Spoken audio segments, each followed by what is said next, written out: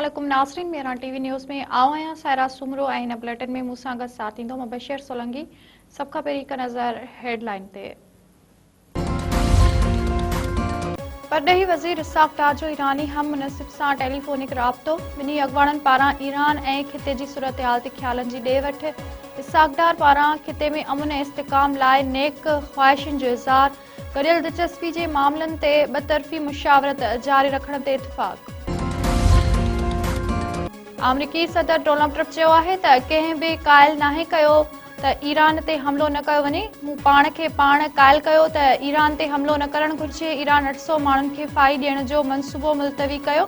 फायूं मुलतवी करण जी ईरानी क़दम जी आजियां कयां थो। व्हाइट हाउस में तक़रीब खे ख़िताब कंदे ट्रम्प वधीक चयो आहे त असां ईरान जी एटमी सलाहियत ख़तम करे छॾी आहे। मूं पाक भारत जंग समेत 8 जंगियूं रोकरायूं आहिनि। करोड़े जानियूं बचायूं। पाकिस्तानी वज़ीर आज़म मुंहिंजे लाइ जेको कुझु चयो उहो मुंहिंजे लाइ एज़ाज़ आहे। क़ौमी असेंबली जे स्पीकर अयाज सादिक चयो आहे त पार्लियामेंट में फ़ौज ऐं अदलिया ख़िलाफ़ ॻाल्हाइण जी इजाज़त नाहे। मुंहिंजी ज़िम्मेवारी आहे त कंहिं बि पाकिस्तान जे ख़िलाफ़ ॻाल्हाइण न ॾियां। अपोज़िशन लीडर सही ॻाल्हाईंदो त उनखे फ्लोर मिलंदो। उनखे फ्लोर मिलंदो रहंदो। हाउस खे मुल्की मुफ़ाद में हलाइणो आहे। लाहौर में मीडिया सां ॻाल्हाईंदे स्पीकर अयाज सादिक वधीक चयो आहे त हर मुल्क में माफ़िया हूंदी आहे, पाकिस्तान में बि आहे। मुल्की मईशत आहिस्ते आहिस्ते मुस्तक़िम थी रही आहे। नाणे जा ज़ख़ीरा वधनि पिया। अॼु दुनिया जे हर मुल्क सां पाकिस्तान जी दोस्ती आहे।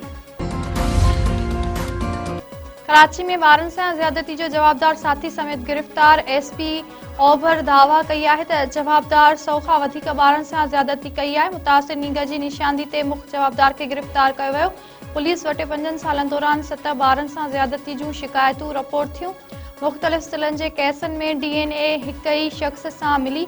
SSP ओभर जो वधीक चवणु आहे त वाक़िअनि में 12 खां 13 सालनि जे ॿारनि खे ज़्यादती जो निशानो बणायो वियो। हिक केस में हिक ॿार सां 2 खां वधीक जवाबदारनि ज़्यादती कई। जवाबदार इमरान मंज़ूर कॉलोनी जो रहवासी ऐं पंचर जो कमु कंदो आहे। जवाबदार ॿारनि खे मोटर साइकिल जे लालच ॾेई ज़्यादती जो निशानो बणाईंदो हो। जवाबदारनि पुलिस आॾो दर्जनी ॿारनि सां ज़्यादती जो एतराफ़ कयो आहे।